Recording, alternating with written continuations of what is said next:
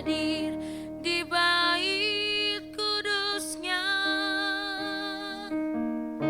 Saat umat mencari wajahnya, berseru, berdoa, bersujud menyembah, dan menikmati kehadirannya. Tuhan mau dekat dengan umatnya yang datang dengan segenap hatinya, berseru, berdoa, bersujud menyembah, dan menikmati kehadirannya.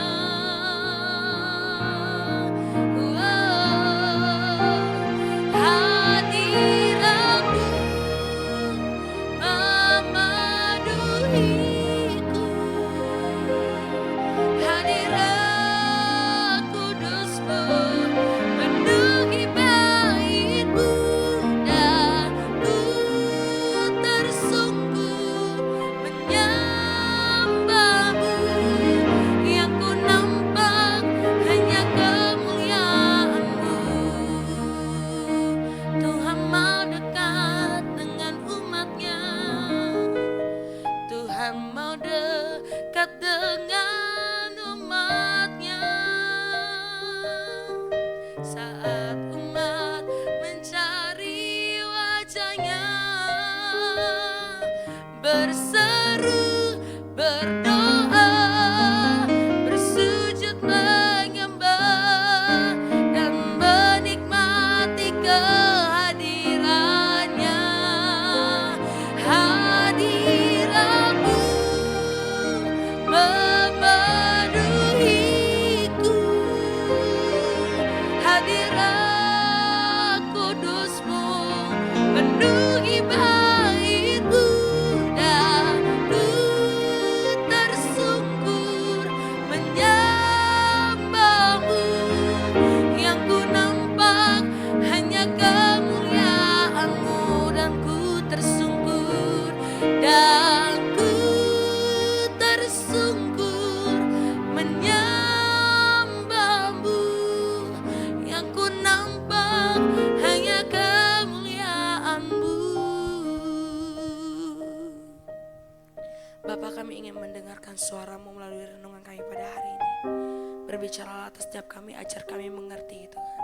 Dalam nama Tuhan Yesus kami berdoa dan mengucap syukur. Haleluya. Amin. Shalom Bapak Ibu Saudara yang dikasihi Tuhan.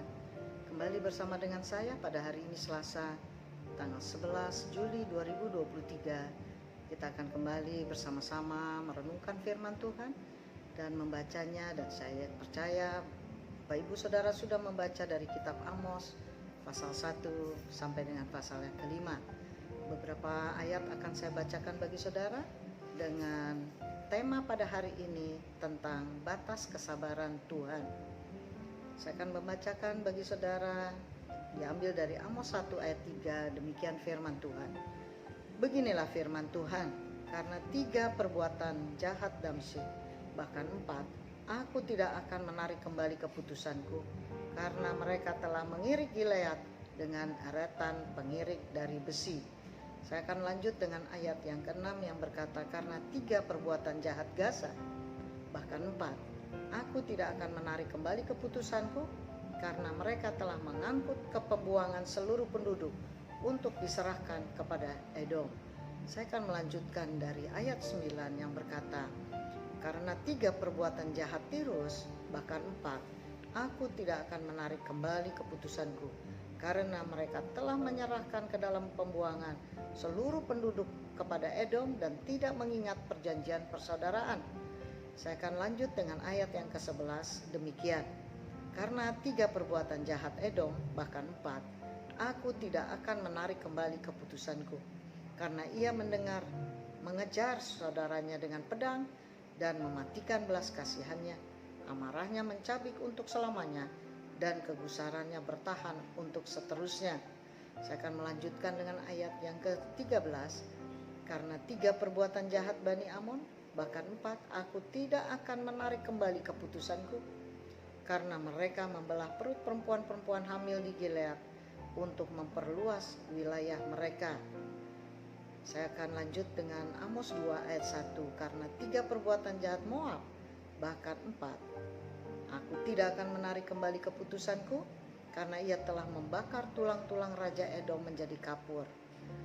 Ayat yang keempat selanjutnya, karena 3 perbuatan jahat Yehuda, bahkan 4, aku tidak akan menarik kembali keputusanku, karena mereka menolak hukum Tuhan dan tidak berpegang pada ketetapan-ketetapannya, tetapi disesatkan oleh berhala-berhala dusta yang diikuti oleh nenek moyang mereka.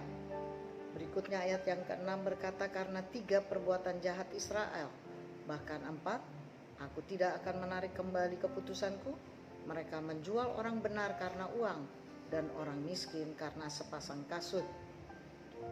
Saya akan bacakan bagi saudara dari Amos 3 ayat 10 yang berkata, mereka tidak tahu melakukan yang benar, demikian firman Tuhan. Mereka menimbun kekerasan dan aniaya di puri-purinya. Amos 5 ayat 14 berkata, carilah yang baik dan jangan yang jahat, supaya kamu hidup. Dengan demikian Tuhan Allah semesta alam akan menyertai kamu seperti yang kamu katakan. Nah saudara, pada kitab Amos yang telah kita baca, dari mulai pasal 1 sampai pasal yang kelima tadi, dapat kita jumpai ayat-ayat perkataan Allah yang sedang marah dan menegur suku-suku yang tidak melakukan ketetapan-ketetapan Allah seperti yang mereka sudah ketahui. Karena itu keputusan Allah untuk menghukum bangsa Israel sudah bulat dan akan dilakukannya. Terdapat beberapa ayat yang menyatakan bahwa Allah tidak akan menarik kembali keputusannya. Apa yang akan dilakukan Tuhan? Maka ada beberapa hal yang perlu kita renungkan. Hukuman Tuhan bagi beberapa daerah, yaitu beberapa hal dapat kita baca, yaitu Tuhan akan melepaskan api ke dalam istana Hazael.